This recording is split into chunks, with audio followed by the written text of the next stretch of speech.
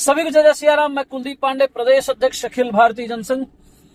मेरा उत्तर प्रदेश के माननीय मुख्यमंत्री जी से निवेदन है कि उत्तर प्रदेश के युवा आज गहरे आक्रोश में हैं और निराशा के साथ यह देख रहे हैं कि युवाओं के जो छात्र नेता आशुतोष पांडे, एक समर्पित छात्र नेता को प्रयागराज पुलिस ने गिरफ्तार कर लिया गया है।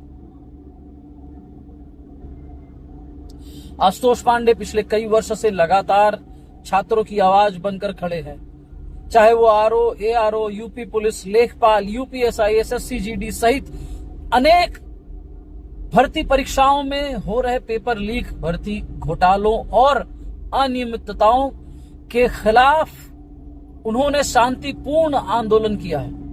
वे निरंतर युवाओं के भविष्य की रक्षा के लिए संघर्ष करते रहे।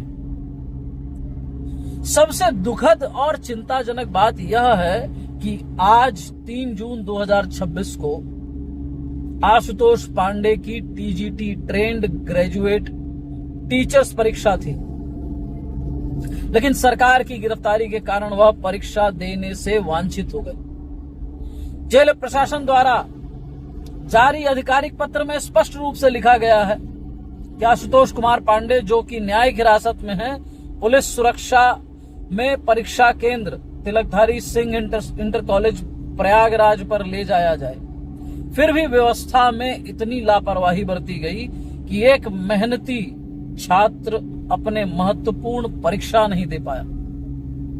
मेरा प्रश्न है कि उत्तर प्रदेश सरकार, संविधान यह कहता है कि चाहे जितना बड़ा क्रिमिनल हो, अगर वह पढ़ना चाहता है तो उसे पढ़ने का अधिकार है।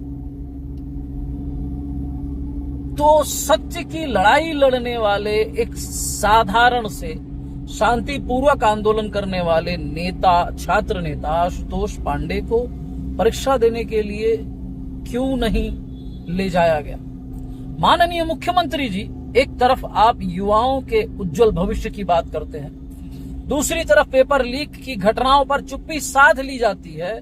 सदन में इस गंभीर मुद्दे पर गहन चर्चा नहीं होती, न कोई सख्त कानून बनता है, और जब छात्र अपनी मेहनत बचाने के लिए शांतिपूर्ण प्रदर्शन करते हैं तो उनके नेताओं को जेल भेज दिया जाता है। आशुतोष पांडे ने कभी हिंसा नहीं की, कभी अराजकता नहीं फैलाई।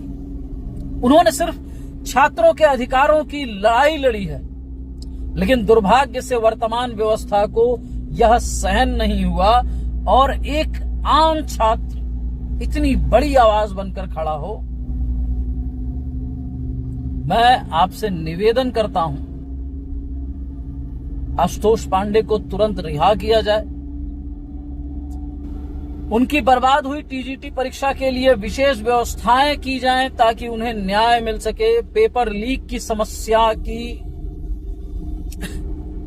की समस्या पर स्पष्ट वक्तव्य दें। क्या पेपर आउट होना सही है? क्या लाखों गरीब छात्राओं की मेहनत, समय, पैसा और सपनों का अपमान होना अनिवार्य है? उत्तर प्रदेश के गरीब छात्र गेहूं बेचकर, अन्न बेचकर, गहने गिरवी रखकर अपनी माताओं के, और पता नहीं कितनी प्रकार की प्रताड़ना समाज से, घर वालों से सहने के बाद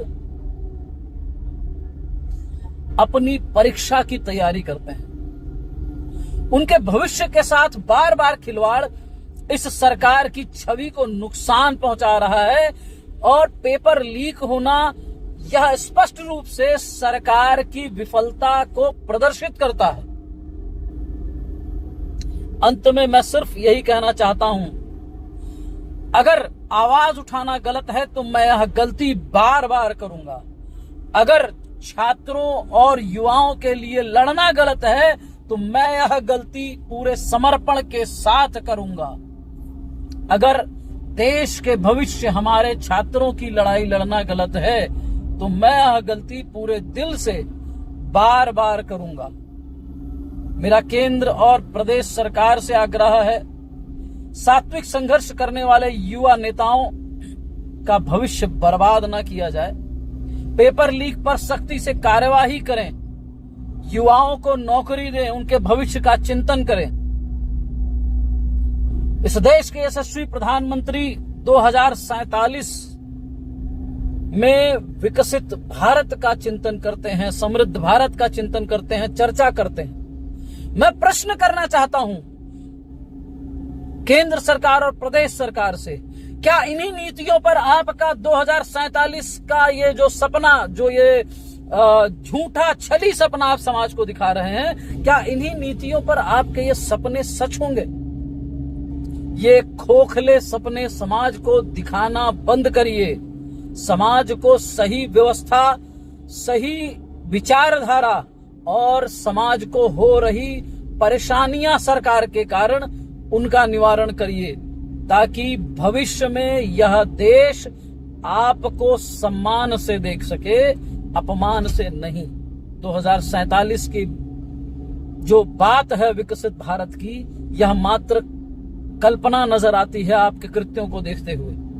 2047 में मुझे तो लगता है ये विकसित भारत की बात नहीं, यह गजवाए हिंद की पथ पर चल रही है सरकार वर्तमान।